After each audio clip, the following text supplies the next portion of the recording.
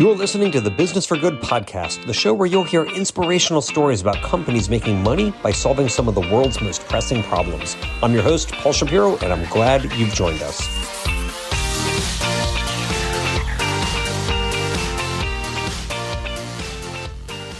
Welcome, friend, to episode 159 of the Business for Good podcast. I'm so glad that so many of you enjoyed the last episode with Lanzatech. I always appreciate hearing what you think of each episode, so please feel free to let me know your thoughts via our website, which is just businessforgoodpodcast.com. Now, on to this episode. Did you know that it takes 140 liters of water to make a single cup of coffee? It turns out that coffee, as far as plant crops are concerned, has a fairly heavy footprint on the planet. And it's getting harder to farm, with climate change altering where and how many coffee beans can even be grown.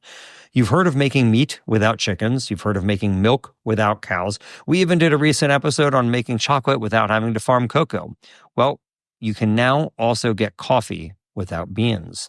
This episode's guest is the CEO of Minus, a startup reimagining how you enjoy your daily brew. Minus has developed an innovative way to replicate the rich flavor, aroma, and experience of coffee without using coffee beans at all.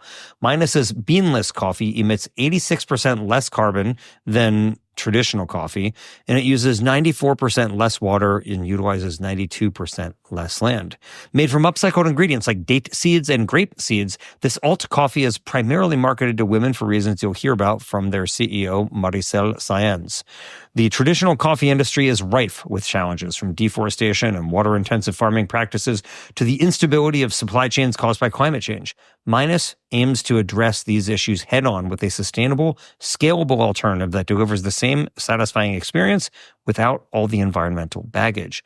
We'll explore the science behind beanless coffee, the startup's journey from concept to reality, and the potential impact of this bold innovation on coffee lovers and the planet.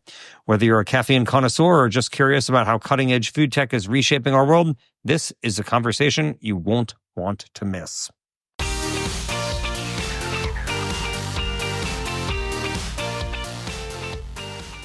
Maricel, welcome to the Business for Good podcast. Hi, Paul. Great to be here. I am really glad to be talking with you. I have to ask you, you look like you're drinking coffee right now. Are you in fact drinking Minus coffee or are you drinking Plus coffee? I am I am drinking Minus coffee right now. All right, cool. So what are you drinking? What's in this glass right now?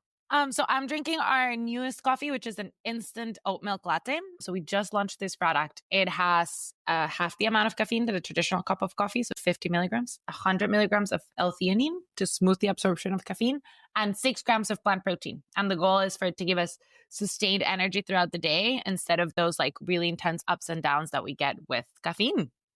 All right. And is this commercially available right now? Can people buy this online or buy it in stores? It is. You can buy it online on our website, drinkminuscoffee.com. Okay. Well, we will definitely link to that in the show notes of this episode at businessforgoodpodcast.com. But Maricel, let's start from the beginning. You're growing up in Costa Rica. You've got a lot of coffee growing around you. Why do you want to change that? Yeah, so I grew up in Costa Rica, then I spent time in Canada, then I came to San Francisco. I love coffee. I drink a lot of it. It like wakes me up, but also makes me happy. And when I started to look at how much harder it was to grow coffee, not only in places like Costa Rica, it's a big exception around other coffee growing regions. It was just harder and harder to grow coffee. One reason is climate change.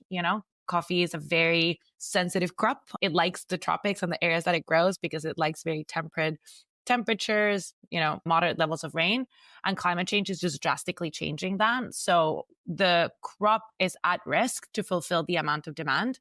And I didn't want to live in a world without coffee. So we started to think about what is another way that we can achieve the same experience of coffee, but in a way that's kinder to the planet. Did you come up with this idea independently? Were you thinking about other companies that were trying to make beanless coffee? Were you thinking about other industries that were trying to make, for example, meat without animals? Like what was the actual catalyst in your mind to think, hey, maybe instead of trying to figure out better ways to grow coffee beans in a climate changing world, I want to just create a different way to make coffee that doesn't involve beans at all? Yeah. So at the time I was living in Berkeley, we just finished the Skytech Accelerator and I was working on another company in biotech. We were working out of this really like co-working lab space in Oakland. And there were a lot of people around us that were really trying to make cheese without the cow using microbes, or whether it was like cell culture, fish or meat. So this was around 2019. And there was a lot of, food innovation happening around the Bay Area. So it was around challenging, could we do coffee as well? And look at what are the specific compounds that make coffee taste like coffee? And is there a better way to get there? I had spent some time in the food industry with our previous company looking at reducing the use of antibiotics in protein production, but it really came from a environmentalist perspective. Okay. You talk about you reducing antibiotics in protein production. That means reducing the number of animals who are given antibiotics. Is that what you were looking to do? We were working on engineering bacteriophages so that we could replace the use of antibiotics and do more targeted control. So our first target was salmonella in chicken production. So instead of, prophylactically giving them antibiotics, which is a big reason how antibiotics reach our bodies, could we use a different way to prevent infection in the animals? And what happened to Next Biotics, which is the name of that company? Like, what was the fate of the company? Yeah. So around 2019, I decided to step down and my co-founder took it over. My co-founder, he's a PhD in synthetic biology coming out of Berkeley, really passionate about the technology. We'd built this partnership with one of the largest animal health companies in Brazil that were interested in running the pilots and deploying it. So he took it over and took it down to Latin America and transitioning it over to that company. Okay, nice. And they're still going today, even 5 years later? The company is not going anymore, but the technology has been passed on to this larger company that's running the trials. I see. Okay. Yeah. Well, good luck to them in reducing the salmonella rates. That would be nice. But eventually you decided you didn't want to work on antibiotic replacement. You wanted to work on bean replacement. So why was that? If all the people around you were making cheese without cows and things like that, what led you to think, what about beans? Yeah. And I think for me as well, I was like, at that time, particularly, I was a very strict vegetarian and it was difficult to think about protein production in the way that we currently do it, like enhancing or helping that means of production while like really challenging how we make things. So it was like thinking about, instead of trying to do a 10% improvement in an existing system, could we really rethink industries? And coffee for me is like a very personal relationship in the sense that it feels like it's a product that I understand, that I consume, that I want to continue to consume. And that we also had a better understanding than a lot of other people of how coffee is grown, like what a coffee farm actually looks like, how difficult it is. I think that there's a huge disconnection between farm and cup, less and less every day. And I think that there's a lot of wonderful companies, particularly roasters here in San Francisco, that are doing a great job around telling the story of who grows the coffee and how that gets to your cup. But overall, there's a lack of awareness of how complex and long that process is. So because we had this closer connection to a coffee producing country, we felt we had a better understanding of some of the things that we could leverage from existing ways of producing coffee and then reinventing the pieces that were tricky. So for us, it was about thinking about the substrate and saying, okay, what if we don't use coffee beans as the substrate, but still keep parts of the process, like the fermentation process, to improve some of the flavors and to change some of the flavors. So always drawing inspiration from what the coffee industry is already doing. So your original idea was to harness synthetic biology, right? It wasn't like you wanted to do something, let's say, like a Beyond Meat, where you're going to basically do traditional food science to transform peas into something that tastes like beef. You wanted to actually engineer microbes to turn them into little tiny factories that would create compounds that taste like a coffee bean, right? Yeah. Okay. So how did you even come to be in a position to be pursuing synthetic biology, and what was the first step that you took to try to recreate the bean? Yeah, so we started to just really do research around what compounds we could produce and started to shorten down the list of compounds. We did a lot of research from like analytical chemistry to really create a molecular map of what makes coffee and building this relationship between chemical compounds and flavor nodes, which is very difficult because, specifically in a product like coffee that has over 800 different compounds, and it's not like cheese, right? Where you want to produce casein. And if you produce casein at a really high rate, then like that's the main product that you need. It was like we needed a lot of different compounds in different ratios, perfectly balanced. And ultimately, after doing research and, we engineered strains, we were able to produce our target compounds, we were improving yields.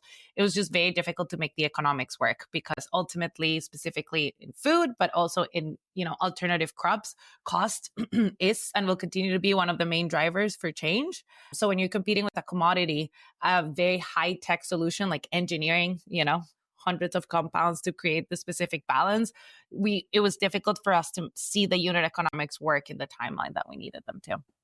So you started with SynBio, but you eventually stopped using SynBio and converted over to processing basic food ingredients that primarily are being upcycled from other crops, right?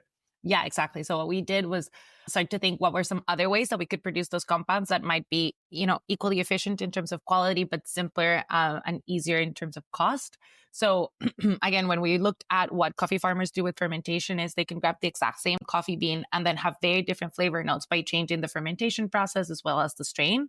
So we started creating a library of strains. We source coffee cherries from different places around the world to understand how these different natural microbes, non-engineered microbes could help us develop the flavors.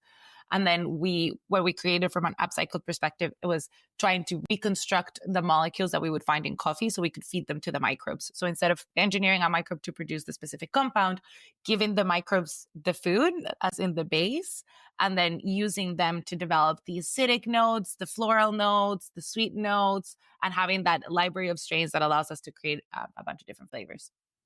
So how did this affect the culture of the company? Because presumably you had raised money at the beginning of the company telling investors you're going to be harnessing biotechnology, doing SynBio, and actually creating real coffee compounds. And now it's a food science company, right? Where you're essentially trying to find ingredients that you can use, as you put it, to more efficiently and more cost effectively recreate the bean experience, but not making literal coffee without beans. So presumably the type of employees you need are different. The type of investors you may be seeking are different. The type of equipment you need in your office are different. How did this affect the culture of the company to pivot from the initial idea to this new idea? Yeah, so fermentation was always a part of it. If you look at like our first slide deck, we had, we're going to make a base using food science. We're going to use microbes to ferment and change those flavors. And we're going to use synthetic biology to produce the very, very high quality flavors that are going to like get us over the line. So those three components were always a part of it. When we started to look at the economics of scaling our synthetic biology strains and how that would come back, we had a conversation with our investors around like what makes the most sense in terms of investing our time and resources. We had an R&D team and we started, we continued to do R&D, but more connected to as I was mentioning, the analytical chemistry and the sensory science of how those two things connected really well. So we had one PhD that was focused on the synthetic biology and which she kind of like transitioned off, but most of our team was most focused on fermentation anyways. Okay. And so is this fermentation that you're still doing inside of bioreactors, or is this like a solid state fermentation? Like how does the actual fermentation look? So it's solid state fermentation right now. We do it at a co-packer because we're now at scale, and we use a brewery and a kombucha manufacturer where we give them our mixed microbial consortia, our process, and they make it for us these days. So now we've like transitioned that R&D out of the lab. And as a company, we've moved away. R&D was incredibly fun. We spent a couple of years just like really, really committing to understanding, from building our molecular map to building those connections to building our library of ingredients, mapping out the molecules in those ingredients, to building our library of strains and looking at how we could combine all of that. I would say today the company looks very different because our efforts are mostly commercial. We're doing a lot less R&D these days than we were at the very beginning. So how many folks work at Minus now? We are a team of 5. And the company has raised how much from inception to present? We've raised over $10 million. Okay. Yeah. And if I look at the ingredient deck now, what will it show? So if I purchase a can of the Minus coffee, like it's going to have ingredients that I recognize. What are they? Yeah, or a pouch of our instant coffee. So our beanless coffee, it's made out of date seeds and grape seeds, which are upcycled. We use chicory, carob, and millet malt. 3 of those go through a fermentation process, which then we extract like traditional cold brew, and we make this really intense concentrate that we can then dilute and formulate into our RTD cans or freeze dry and formulate into our instant coffee products. Interesting. So, as somebody who would have no idea where to buy date seeds, right? Like there are purveyors of date seeds out in the market. I presume there are grape seed purveyors because people buy grapeseed oil, but like where does an upcycled ingredient like a date seed, which is obviously trash for most industries that would use dates, where does this come from? From the date producers themselves. So they're selling pitted dates and they're throwing away the dates, so we can buy literally their trash and put it back into the system. It's different to work with upcycled ingredients in the food space, and it's important to do it the ones that are coming out of a process, right? So they're like pitting their dates, and then their date seeds end up in, a separate pile, which then we can use, but it's like very clean, the highest food standard, although it is technically considered waste. It's not like dirty waste. Okay. And so with these date seeds, you're grinding them up, and that is the basis of the minus coffee. Yeah. Interesting. Yeah. And we have, a database of, hundreds of ingredients. And our proposal it's to be ingredient or feedstock agnostic. So it's not like we're trying to replace one coffee with one other product, but it's really this mixture of different ingredients where we also have backups of, like, let's say the supply chain of one of these products gets compromised at some point, we can go back and replace it for a different ingredient in our database. Interesting. Okay. So how are you received when you actually talk to coffee growers, whether in Costa Rica or elsewhere, who think, okay, well, she was concerned that about our plight, and now she's trying to replace us altogether? Yeah, it's been a lot of different conversations. I would say that there's some resistance and there's some openness. It really depends. Like it's also very different from like the farmers. Obviously the farmers feel, like, what are you doing? But then there's the importers and exporters who are just like really moving the product. Then there's the roasters. Then there's like the brands or the coffee shops. There's definitely a small percentage, but very loud percentage of the market that's the specialty coffee. That's the people who have very, very high quality coffee, very expensive. They spend so much time and money on like sourcing programs and making sure that farmers are treated fairly and that they're paid fairly. And they are very, very proud of coffee. Therefore, their openness to a product like ours is limited, which is understandable because they're doing things really, really thoughtful and they're being very careful about solving those problems. But then there's the other really big segment of the market, which is the commodity coffee. And it's the coffee that is, grown in regions that are not very well regulated, where, people aren't treated fairly, people aren't being paid fairly. And that's how they keep those costs super, super low. So it's very, very different segments of the market, and therefore they have very different reactions. So the commodity side ultimately is a cost play. And if you can offer them something where there's a cost advantage, there's more openness. On the specialty coffee side of things, I think their philosophy is more to go back to the farm origin and solve problems from there. So the way that I think about it is we're looking at the same problem, but coming at it from different angles. And, such a huge market and such a big problem that my perspective, we need all of the different solutions to see which one will work long term. But it is a different approach. You mentioned the coffee cost consciousness and all this commodity coffee. Presumably, minus costs more than regular coffee, I would guess. So how much more does it cost, and who's the buyer? Like, why would somebody go out and purchase this? Is it somebody who's concerned about the environment? They're concerned about labor practices? They just want something that tastes really good? Like, what is the person paying more for, and how much more are they paying? Yeah, so our RTD and our instant, they're at the premium side. We price them premium in terms of comparing ourselves to premium coffee and a premium offering. I would say there's definitely been a shift within our focus as a company and our product, and that's why our current product looks so different than the first iteration of Minus. How so? You mean one was a can that was RTD and the other is a powder that you make yourself? Yeah, but the powder is also looking at what are the benefits that we would get, like I get when I'm drinking Minus. It's like I am doing something better for the planet, but also I'm doing it because, so for me, it starts from 2023 was an incredibly intense year, I think, for everyone that was in food. And I just heavily burnt out. It was like driven by just a lot of anxiety and nonstop. And I think caffeine was fueling that in a very big way. And then it's like, I'm tasting coffee all the time and I'm drinking coffee all the time and I'm just like wired all the time and it's messing with my sleep. And it was just like a lot. And when we were just like really rethinking around where we wanted to take Minus, one of the things that we think about is, coffee is amazing. Coffee is an incredible product. I thoroughly enjoyed drinking a delicious cup of coffee. It's getting super expensive and it's quite prohibitive for a lot of people, but it is a great product. So when we think about what can beanless coffee really do better than traditional coffee, where is a value proposition where it's different and it is better, it is really in this ability to modulate the amount of caffeine. A traditional cup of coffee has the caffeine that it has. If you want to change that, you had to decaffeinate it, which is both a very intense chemical process and a very intense water used process.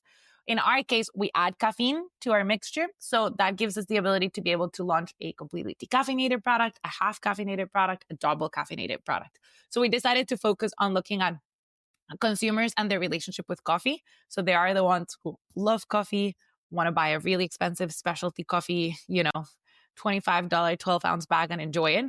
There are people who like just want to get the caffeine in their bodies and they don't really mind where it comes from. And there are people who are like looking for alternatives, and our transition into coffee alternatives that are other products that have similar benefits, but don't make them feel as anxious, as jittery, and doesn't mess with their sleep as much. So that is the solution, the group that we're creating a solution for today. So it's people who feel very anxious around coffee, gives them jitters, and then makes them crash. I don't know if this happens to you, but like you have a cup of coffee and then you feel when you come down. So you have another cup of coffee and then you feel when you come down. And it's like we live in this cycle and then you don't sleep very well. So you have more coffee in the morning and then you crash again. And it's like this like really intense cycle. So we were really intentional about developing a formulation that thought about how could we give the most sustained energy versus having those very intense peaks of energy throughout the day. Interesting. So the functional benefits for the consumer are what are the primary marketing point here, that it's going to be the flavor of coffee, less caffeine, and other functional ingredients in there that they might be seeking. Yeah. Cool. So Yeah. how does it differ from other beanless coffee makers? So, there's companies like Atomo or Voyage who are making coffee without the bean. What's the difference from Minus? Like if you're trying to describe what separates you from those companies? I think today Minus has a very clear value proposition and a very clear set of consumers that we're going after. We're actually focusing on women as our main consumer target. So we're focusing on both women who, like me, don't want to be caffeinated and crashing all of the time, but also women who are going through transitions in their bodies. So women who are starting to go through perimenopause, a lot of the times the amount of caffeine can heighten some of the symptoms like the hot flashes and the night sweats. And they also need to be consuming more protein. So we designed this product with women in mind, thinking about specific needs when you're going through different points in your cycle, as well as transitions within your body. So I think today our target market is very clear, our value proposition is very clear, and we're really focused on that audience, which is different than a lot of the other beanless coffee companies who are just going a little bit more general for the coffee market and for the coffee replacing. So I think today, from the 4 or 5 that I know, there's differences in terms of, how the product is made, what the format of the product is, and what's the channel. I would say probably everybody has a slightly different approach today, but it's going for the general coffee replacing. Nice. And so if you have your basic formula down, you say you're not doing much R&D, what's next for the company? Is it simply to increase production, increase demand? Will there be new SKUs that are coming out? Like, what's the next step? We are developing new SKUs. We're super excited. One of the cool things about launching a consumer product is just like really learning of what people love about our product, what they would want to see more, and there's a lot of different things that we can flex, from like launching a totally decaffeinated product to increasing the amount of protein. We're working on some really exciting partnerships to launch new products, new flavors, and new within our consumer group, really looking at what's the ideal, right? It's like we're really trying to make something people want, people love, and that helps them solve the problems in a day-to-day basis. Very cool. Very cool, Maricel. So you have now done 2 startups that you've co-founded. You are somebody who lives your life in that milieu, right, of a lot of interesting technology startups. Are there other ideas that you wish somebody else would do? Like, you've obviously been motivated by trying to solve world problems, whether it's overuse of antibiotics or now the coffee crisis, or that's impending because of climate change. But surely there are ideas that you wish that somebody else would do that you just don't have time to do yourself. So if there's somebody listening and they think, oh, I really admire Maricel, I want to be like her, what ideas might you suggest that person pursue? I'm like, okay, so I think I should have a list, but the first thing that comes to mind for me is I am a huge scuba diver and I love the ocean. And there are so many problems around ocean management right now. Everything from like how we're managing fisheries, and the amount of that we're fishing versus what it's reproducing.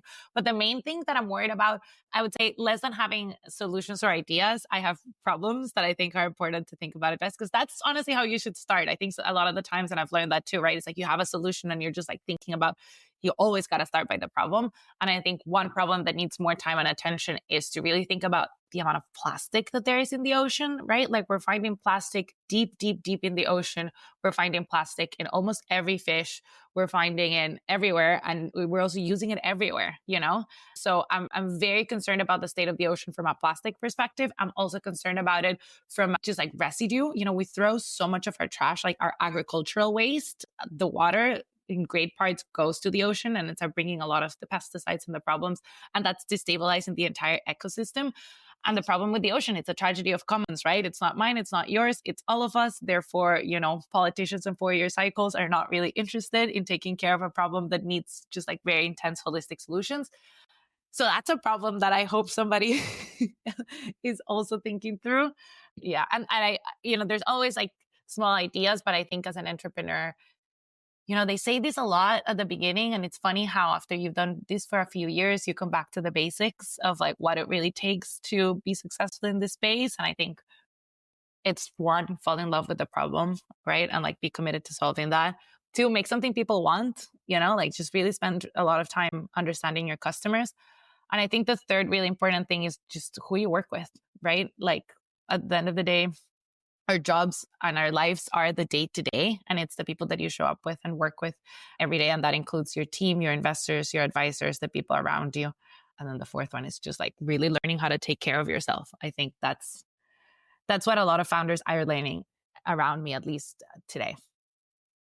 Yeah, I feel like among founders, there's a little bit of a shift in that there used to be like this like valorization of this extremely hardcore work ethic, right? Where you're working every evening, every weekend, every holiday. And at least among some, I find that there's now more of a shift to saying, hey, you need to do more to take care of yourself and so on. Have you seen that as well? Yeah, I mean, I've seen that, and I feel like I am definitely a part of that change where it's like you know, when I first started, it was you're working 24/7, and it comes from a beautiful place of passion, right? It's like you're building this incredible thing that you're incredibly excited about. You know, I was also younger, but I think it's about learning how to build the fuel of like working hard and recharging and like finding those tools and making sure that you're doing it on a constant basis. I think a lot of what happened was people would push really hard. And then where you're trying to recharge from that, it's like you have a debt, you know, you have a sleep debt, you have a rest debt, you have like, you know, not paid attention to a lot of the relationships. So you have your community.